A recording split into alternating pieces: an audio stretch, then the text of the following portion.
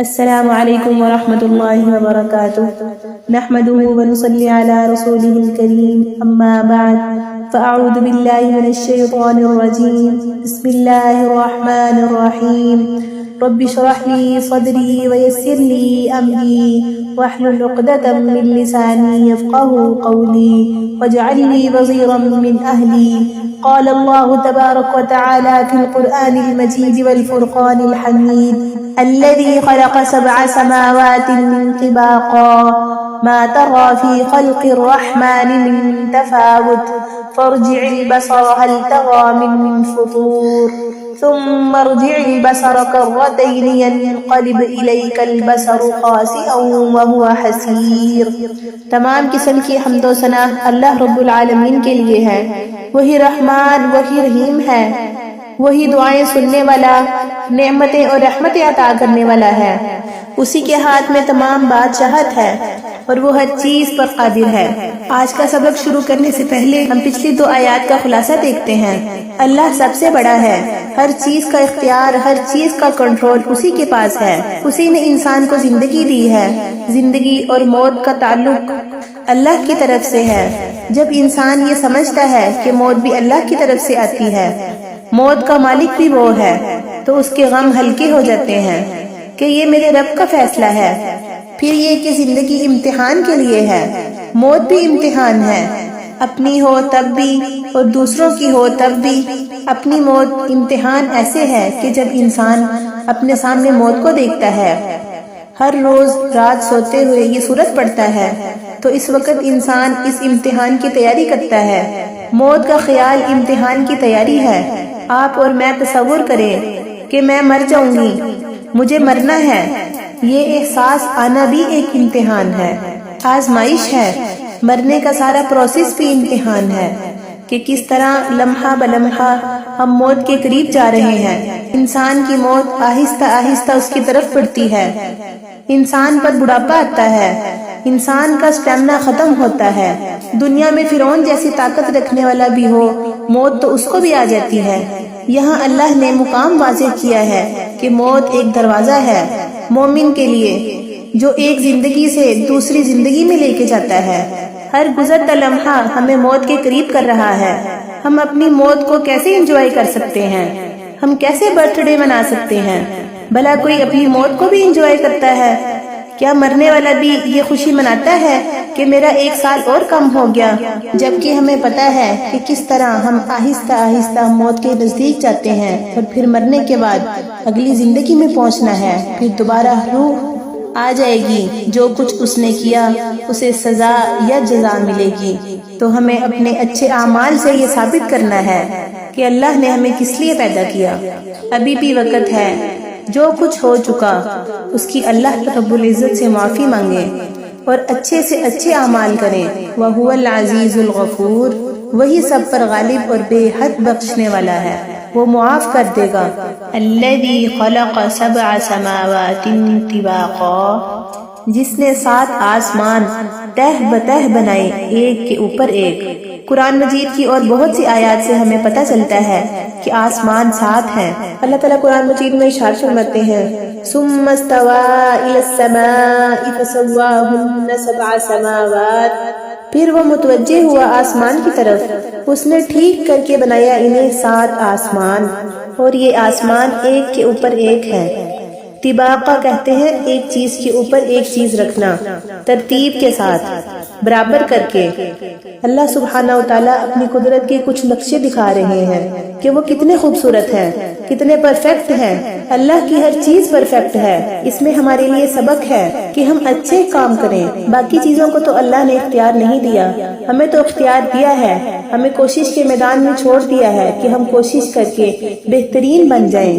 ما ترى في خلق الرحمن من تفاوت، ما ترى في خلق الرحمن من تفاوت، نہیں دیکھتے تم کوئی ربط رحمان کی تخلیق میں، اس کی قدرت میں، من تفاوت، کوئی بے ربطگی، کوئی بے ترتیبی، کوئی خلل یا کوئی نقص، کوئی کجی نظر نہیں آتی، ہر چیز پرفیکٹ ہے۔ ما ترى في خلق الرحمن من تفاوت، اس سے ہمیں یہ سبق ملتا ہے کہ احسن عمل کیسا ہونا چاہیے، ہماری نمازیں کیسی ہونی چاہیے، ہمارے تمام اعمال عبادات کیسی ہونی چاہیے۔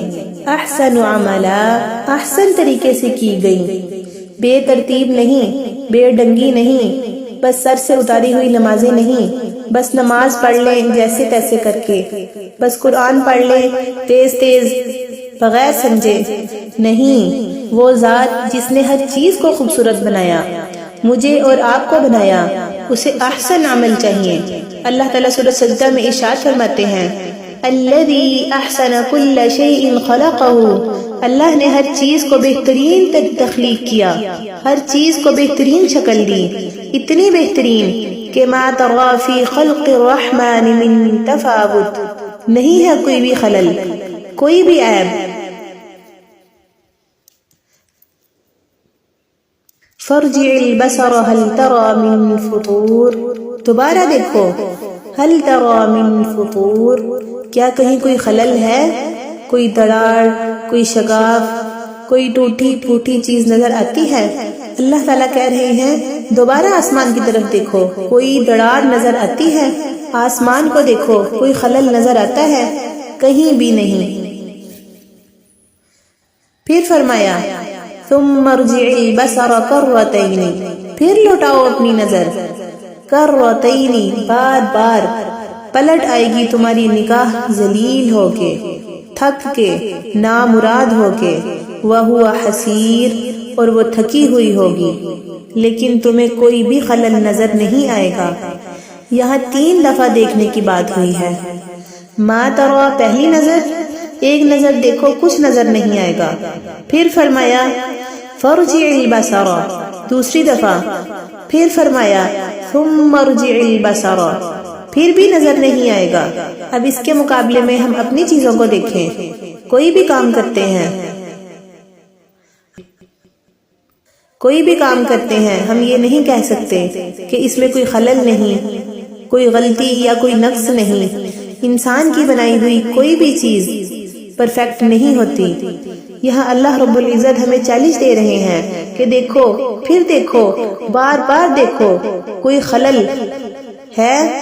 اس کے برعکس انسان جو کچھ بھی کرتا ہے اس میں نقص ہوتا ہے، تضاد ہوتا ہے، کمی ہوتی ہے، بگاڑ ہوتا ہے، لیکن اللہ تعالیٰ فرما رہے ہیں فارجع البصر هل ترى من فطور، فطور فطر سے ہے، کسی چیز کے اندر شگاف یا دراڑ۔ اللہ تعالیٰ فرما رہے ہیں جتنی دفعہ دیکھو، جتنی دفعہ چاہو دیکھو، اس میں کہیں بھی کوئی خلل نہیں ہوگا۔ وَهُوَ حَسِيرٌ، تھک جائے گی تمہاری نگاہ۔ حسیر تھکاوٹ کے آخری درجے کو کہتے ہیں، انتہائی درجے کی تھکاوٹ۔ ان آیات کا خلاصہ یہ ہے کہ اللہ تعالیٰ نے جو بھی چیزیں بنائی ہیں ان میں خاص طور پر آسمان ہے، قدرت کا انتہائی اعلیٰ مقام جہاں تک ہمارے ہاتھ نہیں پہنچتے۔ اللہ کا عجیب معجزہ ہے کہ کوئی سہارا نہیں ہے، کوئی پلر نہیں ہے، نہ ہی کوئی دیواریں کھڑی ہیں، ہر طرف پھیلا ہوا ہے، پھر ایک نہیں 7 ہے، پھر ان کے درمیان فاصلہ ہے۔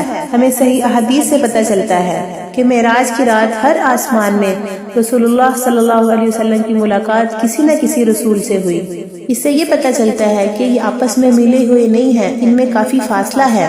اسی طرح اللہ تعالیٰ ایک اور جگہ فرماتے ہیں اللہ وہ ذات ہے جس نے آسمانوں کو بغیر ستونوں کے بلند کیا ہے، تم انہیں دیکھتے ہو، پھر وہ اپنے عرش پر بلند ہوا اور اس نے سورج اور چاند کو مسخر کیا، ہر ایک مقررہ مدت کے لیے۔ اللہ تعالیٰ ہی سارے کام کی تدبیر کرتا ہے، وہ نشانیوں کو کھول کھول کر بیان کرتا ہے تاکہ تم اپنے رب کی ملاقات کا یقین کر لو۔ پچھلی آیت میں ہمیں کہا گیا کہ احسن عمل کرو، آگے اللہ تعالیٰ مثال سے سمجھا رہے ہیں کہ احسن عمل کیسا ہوتا ہے۔ آسمان پہ غور کریں تو ہمیں پتہ چلتا ہے کہ آسمان بہت بلند ہے، اس کی بلندی اس کا حسن ہے۔ دوسرے نمبر پہ اس کو کسی سہارے کی ضرورت نہیں، بغیر سہارے کے کھڑا ہے۔ نمبر 3، پھر جو اس کی بلندی ہے ہر چیز سے بالا ہے۔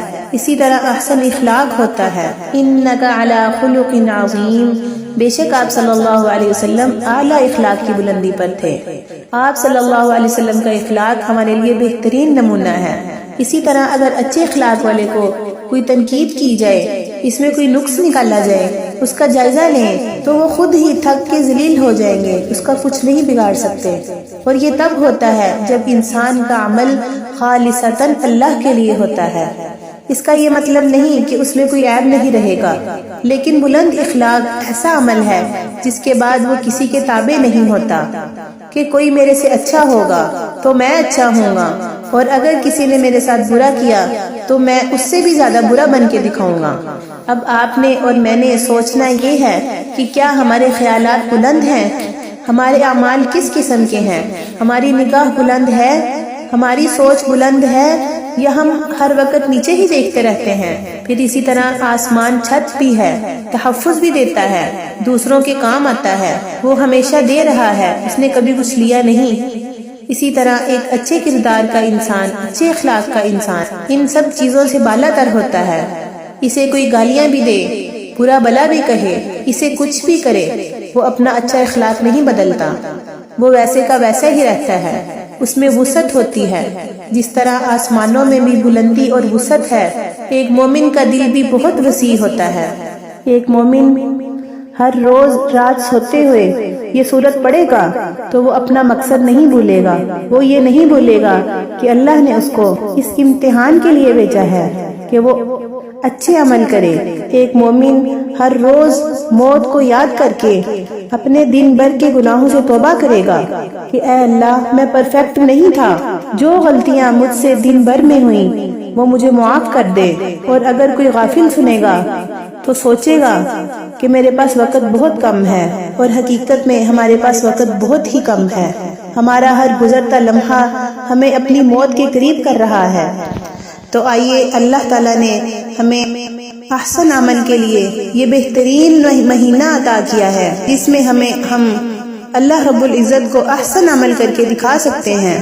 ایسا کوئی عمل جو ہم سے چھوٹ نہیں رہا، وہ کوئی بھی برا عمل ہو سکتا ہے، کیونکہ کوئی بھی برائی یکدم نہیں چھوٹتی، آہستہ آہستہ اسے چھوڑا جاتا ہے۔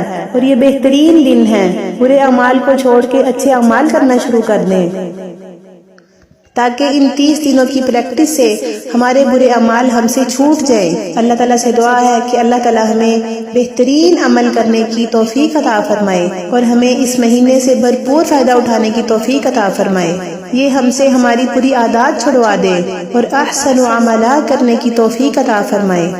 آمین یا رب العالمین۔ ربنا تقبل منا انك انت السميع العليم وتب علينا انك انت التواب الرحيم، وصلى الله على النبي وآله وأصحابه أجمعين ورحمتك يا أرحم الراحمين۔ السلام علیکم ورحمۃ اللہ وبرکاتہ۔